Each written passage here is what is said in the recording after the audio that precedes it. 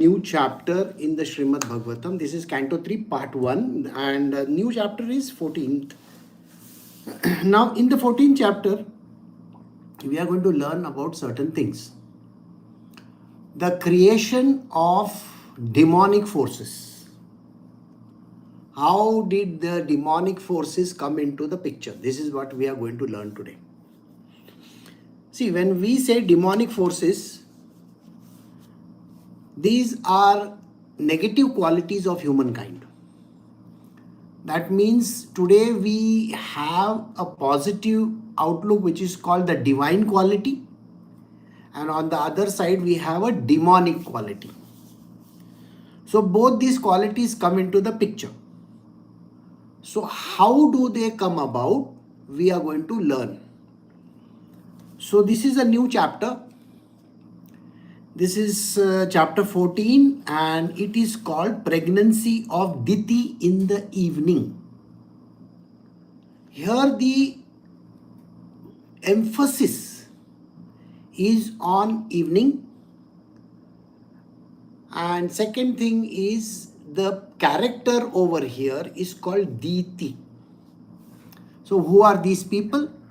What exactly transpired? We are going to learn. So let us begin. So we are doing Srimad Bhagavatam. This is Canto 3, Part 1, Chapter 14, Pregnancy of Diti in the Evening. Sukadeva Goswami said, after hearing from the great sage Maitreya about the Lord's incarnation as Varaha, Vidura, who had taken a vow, begged him with folded hands to please narrate further transcendental activities of the Lord, since he did not yet feel satisfied. So we are coming back to the story.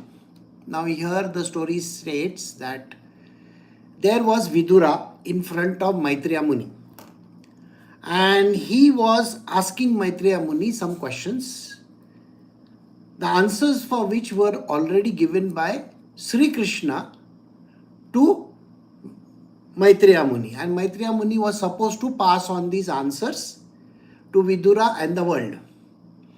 So we are getting those answers. Now here he is talking about the Varaha avatar. The Varaha avatar is the avatar which came into the picture. It's called a wild boar avatar. Now, in the last chapter, we came to know that this wild boar had lifted the earth from the morass, which is basically the waters. Now, there is something which we understood, that the earth had submerged itself in the water. I will give you a small understanding of what this submergence means. If we are taking the physical earth into consideration, the physical earth on which we are staying today, the water which is covering the world, the whole entire world, seems so deep, isn't it? And it is covering the entire land mass. So during the ice age, the whole land mass went underwater. This is what we are understanding. But you will be amazed to know that compared to the solid earth and the liquid water, the land mass is 99.7% of the earth. Okay? So approximately 0.3% of the earth is only water. So it is considered, think like this, that there is a big ball, and only the surface layer, only the thin surface layer, like you have a very thin surface layer on an onion. Have you ever tried to peel an onion and you see that very thin surface layer? That surface layer, not the one outside, just when you peel the onion, you see one very tiny thing coming out. That is all the water that is there on earth. Please understand, we are not water based. We are solid. The earth is solid. And when we say that the earth got inundated with water, it is only telling you that the surface land which was there, which was exposed to the sun directly, went underwater. Okay? And this is a strange phenomena. And that is a time the avatar called Varaha avatar came into existence. This is again being said in the scriptures. And he lifted the earth. But before that, he had to kill a demon. This demon is called Hiranyaksha. Now, what is all this story about? See, every satsang of mine, I am giving you insights into the secrets of these whole stories. And this is not revealed by any scripture. So kindly pay attention to all the stories and the meanings of the stories. So today, in the first time of your life, you have understood that the earth is not water. Earth is earth. Okay? It is not even 0.3% or 0.2% of the earth. Not even 0.2%. I can guarantee you this much also. Is not water. It is only that the water covers it up. It is like when you buy those fake gold ornaments, you know, the fake gold ornaments that you buy in the marketplace. On top of the silver or any other metal, they put up one mu of a gold water. Okay, a very thin covering. That is all the water that is there on earth. So, this watery grave that the earth was living in, it was lifted up. Now, Vidura is asking, can you please tell me more about this? Because this seems like a really extraordinary event. So, can you please explain to me? Sri Vidura said, O chief among the great sages, I have heard by disciplic succession that Hiranyaksha, the original demon, was slain by the same form of sacrifice. The personality of Godhead, that is Lord Boar, that is Varaha avatar. Now here I will give you one understanding when he says, I have heard by disciplic succession. Means what? Please understand, even if our forefathers were there, like say for example Manu or his wife or all the great sages and saints were there. After them came an entire creation or civilization. The physical writing happened only a few thousand years ago. So what does that translate into? That the only thing which was done during the past was telling stories from one person to the other. What does that mean? There was nothing actually written down. There was no writing work done. If you think today you are developing a memory, what is the maximum memory that you can ever have? I am not talking of computer memory. I am talking about your own memory bank or somewhere up there in the brain or something like that, if you have. So that is very minimal. And please understand, these sages and saints and the great masters from the past, they passed on stories from one person to the other, to the other, to the other, to the other, to the other. By only verbalizing it, only talking about it. Right? Here also, in my satsang, 99.9% of the people over here are listening. Hardly anybody is actually going to remember anything. Do you understand? Your knowledge is going to be as minimal as anybody's knowledge can be. Why? Because you don't practice it. You don't write it down. So the written scriptures came just about 3 or 4,000 years ago, not before. Nobody knew writing. Nobody knew the words. Nobody knew the alphabets. Nobody knew how to put it down in some book or maybe on the walls or something like that. So please remember one thing, there was no written evidence of this at all. There is no written evidence. In your life also, you don't have any written evidence. Do you have? Oh, this one said that to me, that one said that to me, and this happened and that happened. You just talk in the air, isn't it? So this is the basis of disciplic succession. So one disciple tells another, he becomes a guru, he tells his disciple, this disciple becomes a guru, then he tells his disciple, and it goes on and on and on and on and on. How many generations have gone? Millions. After millions of generations, do you think that the stories are going to be true? I don't think so. Try listening to the stories told by your own mother or your grandmother. They are full of crap. They are going to tell you things which are not even existing. Why? Because they make stories. They make up stories. And that is the reason why here, Vidura is telling the sage Maitreya Muni, can you please tell me first hand now? Because you have got it directly from the horse's mouth. Right? Who is that? Sri Krishna has told Maitreya Muni. So Maitreya Muni is asked this question, can you please tell me these stories? Right?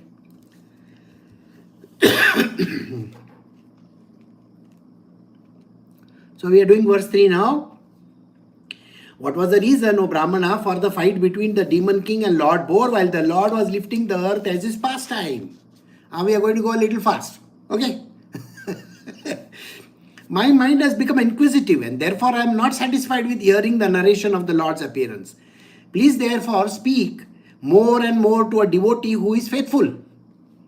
The great sage Maitreya said, O warrior, the inquiry made by you is just befitting a devotee because it concerns the incarnations of Sri Krishna, who is the source of liberation from the chain of birth and death from all those who are otherwise destined to die. So Vidura is asking the sage Maitreya Muni. He says, can you please tell me firsthand what happened? Okay, because see, I have been hearing and hearing and hearing from different sources. All sources who told me they have made their own, It's like, how would you make biryani? Okay. The main ingredient may be the same. But the rest of the things, all the masala is going to come in, isn't it? All different masalas. Hyderabadi biryani and North Indian biryani, South Indian biryani, West Indian biryani and the Eastern biryani. We don't know what biryani is right also. So in the similar fashion, all the stories that we have heard are all mixture of utter nonsense. So you please give me first-hand information of what happened. Why did this person, got killed? Who? Hiranyaksha. Now it was just in a cursory passing manner, isn't it? See, when you heard the story, what was your idea about? Oh, Guruji is going so fast, the demon got killed, finished. Now we go to the next chapter. No, there has to be a background. Something has to happen. You should also have that curiosity, exactly what happened. So we are going to learn how this happened and why this happened. It is all going to tell us about the nature of humans. Okay? Though there were no humans at that time. So we are going to learn that. So here Vidura is saying to Maitreya Muni, can you please tell me more about it? Because I am very inquisitive. I really want to know. And I am not satisfied by hearing the narration of the Lord's appearance. You're just telling me, okay, the Lord is like this happened and that happened and that. No. Give me real story. I want the real meat, real meat. I want to know. So Maitreya Muni says, it looks like that you are so much interested in the story, so I will have to give you the story right from the beginning. So you will understand that yes, your hero character is the Varaha avatar. The Varaha avatar has killed this, and that is the reason why you want to know more, and you are a devotee of the Lord. I can see that. So let me go back in time and tell you the story. So, by hearing these topics from the sage Narada, the son of King Uttanpada, that is Dhruva, was enlightened regarding the personality of Godhead, that is Sri Krishna, and he ascended to the abode of his Lord, placing his feet over the head of death. Now, here what is being said, just like you, Vidura, there was another person. That other person's name was, see, it's given over here, Prahlada. So what happened? Dhruva. So what he did, he asked Narad Muni, can you please tell me the stories? And Narada also told him the stories, the same way, like I am telling you. Maitreya Muni is also telling the story to Vidura. Here I am telling you. And the chance is that tomorrow you can reach the heavens, isn't it?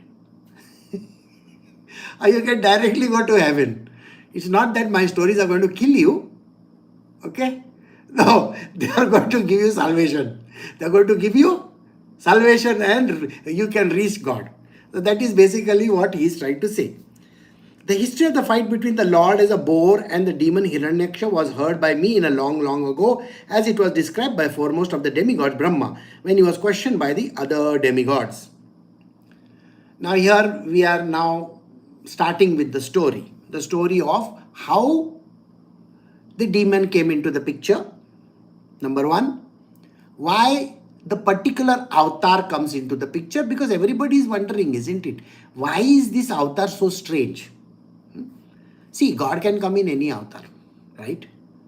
Why is he taking such a strange avatar like a wild boar, a pig for that matter? Why should he come like that? And why did this happen? Why did he have to kill someone? See, when we talk of destroying someone, there has to be some reason for it. What is the reason? And that is why he says, can you please tell me more about this? And I want to hear about it because even Brahmaji has said these stories. We have heard it from our childhood. You also have heard these stories from your childhood, isn't it? And you have heard that there is a Vara avatar, there is a Matsya avatar, there is this avatar, there is that. Hundreds of avatars are there. And some of the avatars you are so carried away by it. Oh, Sri Ramji is there. Why? You are going to watch a movie. Okay. Now there is Prahlad is there. Oh, Hiranyaksha was going to... Hiranyakashyap got killed, right? Hiranyaksha is getting killed now. In this movie, Hiranyakashyap was killed. Who? By Narasimha avatar. So you are very fascinated by that avatars. Especially if you go on watching serials and all these things, you get carried away by it. Today, I went a few days ago to a bookshop. Okay. And in the bookshop, I saw there are lots of books lying around. And there were a pile of books lying in one corner. And nobody was interested in touching those books. They were old books. This is an old bookshop, where you buy second hand or something like that. What books were those, Harry Potter series. Today, nobody cares for Harry Potter. When I was young, very, very young, at that time I was interested in characters like, James Hadley Chase. Now, if I tell you there is a writer called James Hadley Chase, you will say, ask, who? Correct or no? You don't even care who James Hadley Chase is. So that was a character then. I mean, he was a writer then. After that, those people who came in the 70s and the 80s, those. If you tell them, they will say, the girls especially, they will say, oh, there were the Mills and Boons, series. There was Georgette Hare, there was this, there was that. They will talk about it.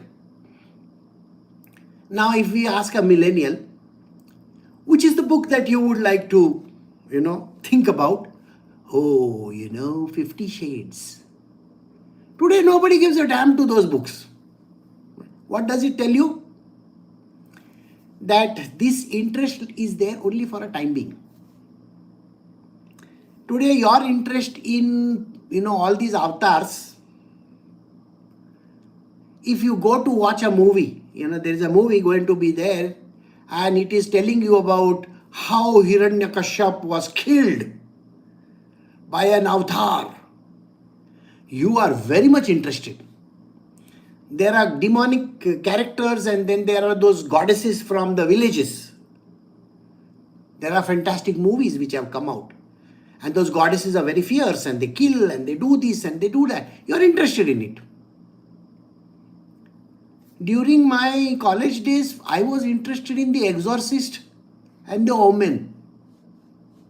First day, first show. I got scared, Why? Because I could see the girl turning her head. Because I'm sitting in the front row like this and I can see her. She's doing, I thought that thing fell on me. All that gunk. So yeah. So stories change. Interest wanes. Interest wanes. It waxes when another story comes along. So today your interest may be there. But if I ask you 1 year later, you are least bothered about it. Today, anybody remembering Tripura Rahasyam? Tripura what? Rahasyam. No. It became Tripura Adrushyam. Means it disappeared in this world. So for you, it is like that. So think like this. So here he is talking about a character being created. This character is called Hiranyaksha. The funny part about this character is the character is within you. Within you. Unfortunately, you can't see that character. But we are going to unveil that character to understand the depth of it. So, now let us see. The story starts this way, that there is a boar, a Varaha avatar, which comes and kills this demon called Hiranyaksha. And this story is about these two characters. So the beginning is Diti, the daughter of Daksha, being afflicted with sexual desires, begged her husband Kashyapa, the son of Marichi, to have intercourse with her in the evening in order to beget a child. So here, the trauma is created in the first line itself. You see, now you are interested because it is all about one very special act. Why? Because in the beginning of the film, if you show some hot scenes, then the people are interested in knowing how did they come about that. So like that only. Here there is a character called Diti. She is the sister of another character called Aditi. And they are the daughters of this great guy called Daksha. Have you heard of Daksha or no? Daksha Prajapati. Prajapati. The guy who rules over the kingdom. So he is a king. He is a king who rules half of this earth. He had got two daughters. One is called Aditi and one is called Diti. So we are listening to the story of the second daughter called Diti. So Diti is the one who got into this frenzy. Why? Do you know why this happens? King's daughter, hundreds of servants, has nothing to do. She is neither ruling the kingdom nor doing anything. What is she doing? Nothing. So people who want to, in their early teens late teens, sorry, not early teens, late teens, who do not have any ambition in their life.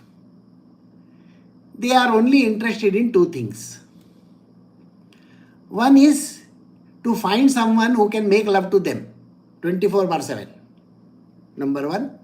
And number two, some rich guy. Unfortunate part is both these things were missing over here. So she must be cursing her father, don't you think so? For getting her married to a guy who is like a Panditji. He says, I don't want to have sex. I am a devotee of God. I only sit and I want to pray to God. The wife is going to get upset. If this girl gets married to this guy, which girl in this world would want to marry a person who is broke? Number one. And number two, who is not interested in having any body relations with you. Who is going to be interested? Especially a young woman who is full of character, who really wants to go all out. And the other guy is not interested. So here, the creation of the first problem happens. Lust is the character which got created. Lust is equal to desire. This lust is a very dangerous thing. First and foremost, lust can create a very short activity, a burst of happiness, a very tiny burst of happiness, because your happy hormones are released. But it can lead to lifetime of misery if you get pregnant. Isn't it? And this is where the whole problem started. So Diti, who was the daughter of Daksha, was afflicted by the sexual desire. Any young person who is in that particular state of their life are always drawn towards mating. This is a very common phenomenon. Not just in humans, but in animals and birds and insects and every creature. It is a part of their life. Why? Now people can blame everything in the world. They can blame hormones, they can blame their body, they can blame whatever they want to. Well, that is the first step where things go wrong. So, Marichi was one other Muni. Remember how this Marichi, Kashyapa, all these people came into the picture? Do you remember? In the last chapter, not this, the one before that, we came to know how these children were born. Brahmaji's children. Today the whole world is saying don't get married to your cousin. Are they saying those words? Right? But that is the thing that we are supposed to do. Where else they will get married to? What, some animal or bird? So cousin only, isn't it? But in the cousins also there is a problem, because one cousin is coming from a dangerous family. The other one is coming from a good family. So it depends. So here you will find that Marichi's son is there, Kashyapa. Now Kashyapa Muni, how many of you know that there is a Gotra called Kashyapa Gotra and all that? So he is the precursor. He is the one who started this whole thing. Okay. The mess up started with him. So we have to understand how this Kashyapa and everything else happened. So here she literally begs of him to have intercourse with her in the evening to have a child. The sun was setting and the sage was sitting in a trance after offering oblations to Sri Krishna, that is Vishnu, whose tongue is the sacrificial fire. We have learnt about the sacrificial fire and all in the last chapter. So here there is a repetition, and This Muni, Kashyapa Muni, was sitting over there and he was lost in meditation. Let us say you are lost in your work. Full day you are working, you are doing something worthwhile, I hope. And after doing that, you are sitting over there and one damsel in distress comes in front of you and she drags you, okay, come with me, and maybe she does some dance and something like that. They show it in the movies, something like that. So here is the beginning of this story, a very interesting romantic episode which messes up the whole life of everybody, including you and me. So here is Kashyapa Muni sitting over there. Poor guy is thinking of Vishnu, Vishnu, Vishnu, and Krishna, Krishna, Krishna, and suddenly here one person comes, his wife comes. And what happens? In that place, the beautiful Diti expressed her desire. Oh, learned one, Cupid is taking his arrows and distressing me forcibly as a mad elephant troubles a banana tree. She's talking in poetry. I mean, just imagine the person comes and sings one nice Hindi filmy song, or maybe, a Tamil song or something like that. But we should not do that. We should say, okay, maybe she sang, like how they sing in all these, dance recitals, that kind of a song, maybe. And she said, you know what? I am getting killed by this arrow from Cupid. Very emotional scene. This poor guy is sitting over there with long beard and all that. I want you to visualize this scene. There is one fire in front of him. Maybe the fire has gone away a little bit, and he's sitting there and thinking, okay, Vishnu, please, I pray to you and all those kind of things. And suddenly here is one person coming and sitting next to him and saying, you know what? I have been bitten by this bug, or this arrow of Cupid has struck me. I would like to do something. And you know how guys are so idiotic. Just tells you even Kashyapa Muni was like that. Because anyway he falls into this whole. Therefore you should be kind towards me by showing me complete mercy.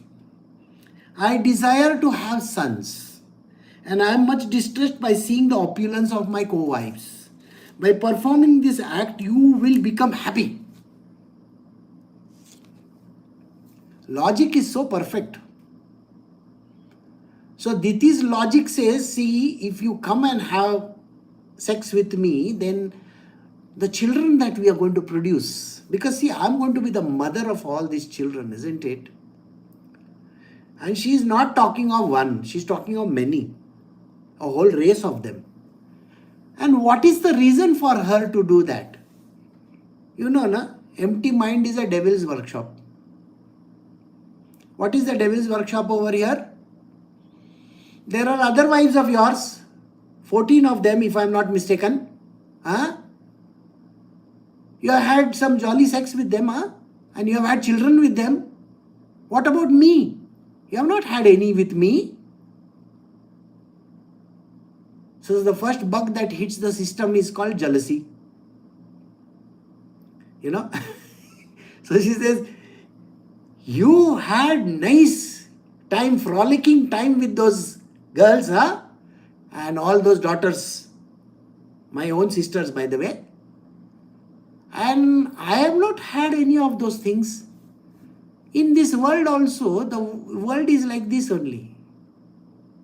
If you have a wife like her, she is going to look around the neighbors and the friends and the relatives, and she is going to say, oh, they have a fancy car. Why are we not having a fancy car? They have a fancy house. Why are we not having a fancy house? You may be willing to live in a shed also, even in a garage. Because for you it doesn't matter. You can change your clothes even in the streets. A woman can't do that. She will say, I want a fancy house. I want a fancy garage. Cars. I want fancy this. Because they are having, so I want to have. The logic is very clear. Somebody else has means I also want.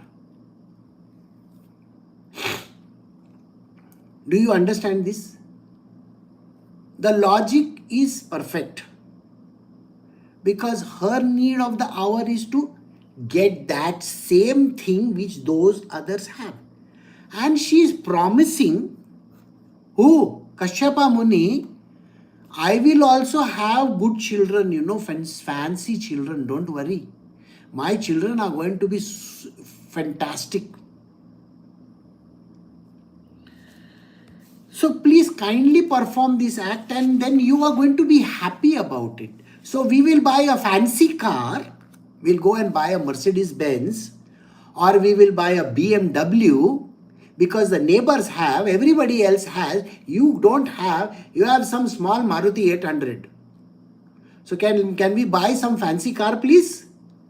I want to stay in these millionaires row. Like that, something like that. And if we stay in this kind of a housing or if we get this kind of a children, we are all going to be happy. This is the funny part. One person looks at the children of another thinking that those children are so good looking, they are so happy, they are getting everything. So you look at other people's children and then you want to have children. Okay, this is the upside of life. What is the downside? Those children are happy. Those children look nice. Those children have got, everything going gung-ho for them. And the child that is born in your family could be autistic, could be lame, could be completely, you are fair but the child is dark. Oh my God, how did that happen? And this could be the case. So your idea was all about happiness and you landed in sadness. It is like when you buy a house or you buy a car or you get married, your idea is, I'm going to be happy. The first day of marriage is very happy. Second day onwards, you are going to the deepest of the hells. First day, you are going to go and do Graha Pravesham. Happy, very good, I am happy.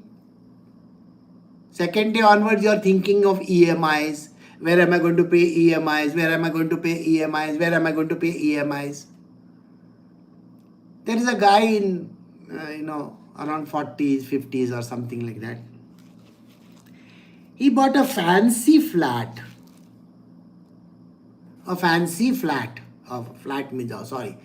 House. Okay. And took a massive loan. And he did interiors and this and that. And he lost the job.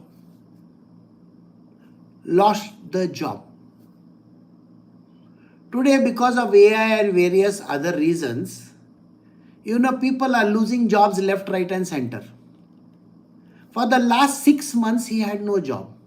So July till today, he has no job. 3.5 crores loan. How much? 3.5 crores, approximately a big amount of money, by the way. He has taken loans. Where is he going to pay that money from? When you are buying a house for your wife and children, you never thought that tomorrow you may lose a job? Or tomorrow you may land up in the hospital? What? This thought never came to you? Or when you wanted to get married, you were thinking that my salary is so much, my wife will be happy in this salary. But the moment she comes, she's telling you, I am not happy with the salary of yours. I want more salary. I want more. And her hunger and her lust and greed grows. Then what happens to you? I hope you are getting the point. Diti is the character whom we represent over here. It is called desire. The desire which is unnatural desire. Why is it unnatural? The person doesn't think. An individual who does not think, does not plan, does not do anything, she does knee-jerk reaction. A person who doesn't even think about the future. What about this guy who lost the job? Now he has to beg from everyone. Isn't it? He is not spiritual.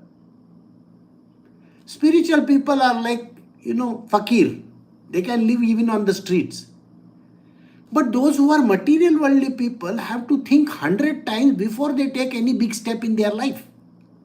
So Diti is like that. She is not thinking. And see what happens. Here she goes with all her wiles to Kashyapa. A woman is honored in the world by the benediction of her husband, and a husband like you will become famous for having children because you are meant for the expansion of the living entities. And what kind of BS nonsense she is giving him? Your status will grow in this world. It's the same thing. When this person's wife also must have said the same thing, If we buy a fancy house in a fancy colony, in a fancy location, and have number of cars in front of our house, your status is going to grow through the roof and you are going to become known in this world. Now 6 months, what is he doing? Nothing. You think for the next 6 months he is going to get anything? Today jobs are scarce. There is a problem in this world. Nobody understands these problems. But the picture presented by Diti is this to Kashyapa Muni. You are going to be famous because I am the beautiful swan in your life, and you are going to impregnate me, and we are going to have beautiful children. The children born to Diti are all autistic. Can you not understand? Their brains are not in place. Other women have good children. Aditi has good children. But Diti has all the bad children in the world. But when she is marketing the idea to her husband, have you not noticed how people market ideas to the married people? Oh, you got to buy this. You have to do this. This is very important for my son, my daughter, they have to be very good, well educated. They should go to this. And because of that, first I want a son. Really? Without thinking. Without even thinking. So a woman is honored. If you have children, a woman is honored. If you don't have children, you are a barren woman. I think today's young women who are there, who are basically millennials and the generation Z, are very good. They are refusing to even get married, number one, and they are refusing to even have children. Because if they get one Hiranyaksha and Hiranyakashyap, what are they going to do? Because today's children are like this, no? Demonic in character. You have not one but two demons in your life, what are you going to do? This is something nobody understands. And Diti is trying to market the idea to her husband. Our children are going to be good. People will look at me as, oh wow, she's a nice woman. She has given birth to beautiful children. And you will become famous for your children. And then you are going to expand the family, In day long ago, our father, the most opulent Daksha, who was affectionate to his daughter, asked each of us separately whom we would prefer to select as our husband. See the blackmail that is happening. Our well-wishing father, Daksha, also knowing our intentions, handed over 13 of these daughters unto you, and since then we have all been faithful. Oh, lotus-eyed one, kindly bless me by fulfilling my desires. When someone is in distress, approaches a great person, his pleas should never go in vain.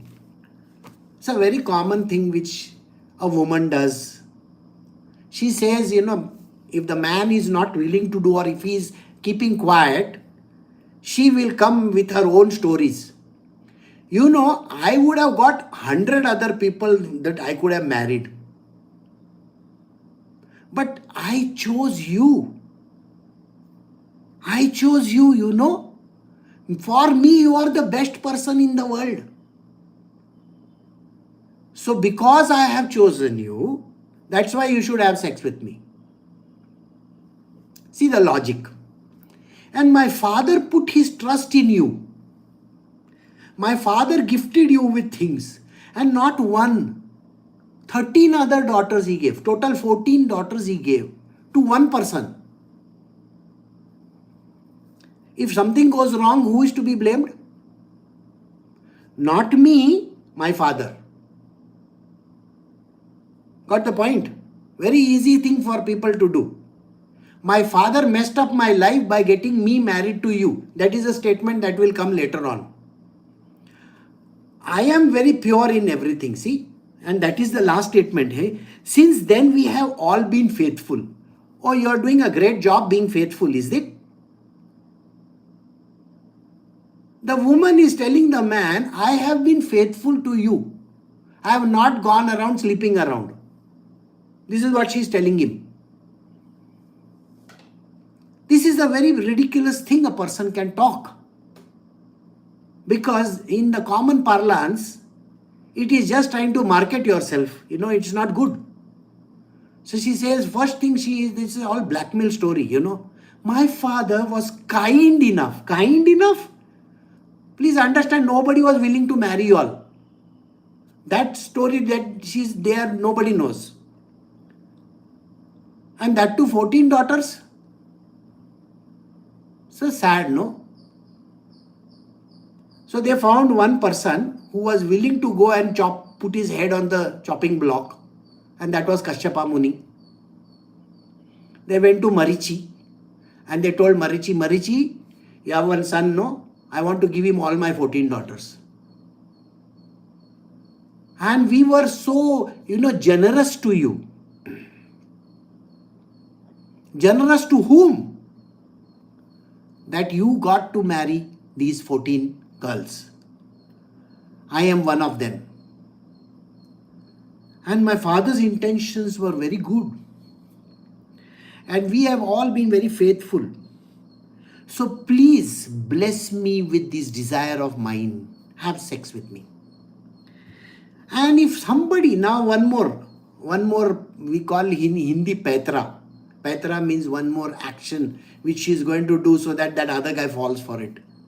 What does she say? This is one more story, one more arrow being pulled. When someone is in distress, you are a sadhu, you are like a great sage and a saint, no? You are Kashyapa Muni, you are the greatest in the world. If somebody comes and asks you for help, don't you go and give the help to that person? So here I am a distressing person, I am the one in distress. My distress is I want to have sex with you.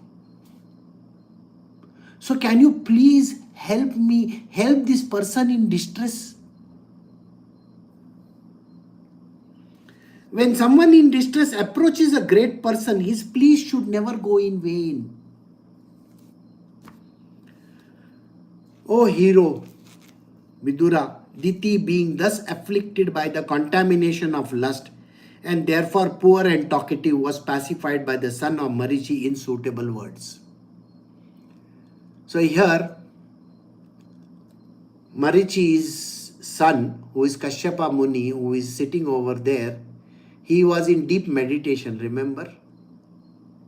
Evening time meditation he was doing, he was finishing his prayers. And his wife has come and given him a fantastic story because she is afflicted by the desire. So now he is going to give her a response. And this is exactly where we are going to stop now. Because the response, we will hear about it tomorrow. Okay, so we'll stop here.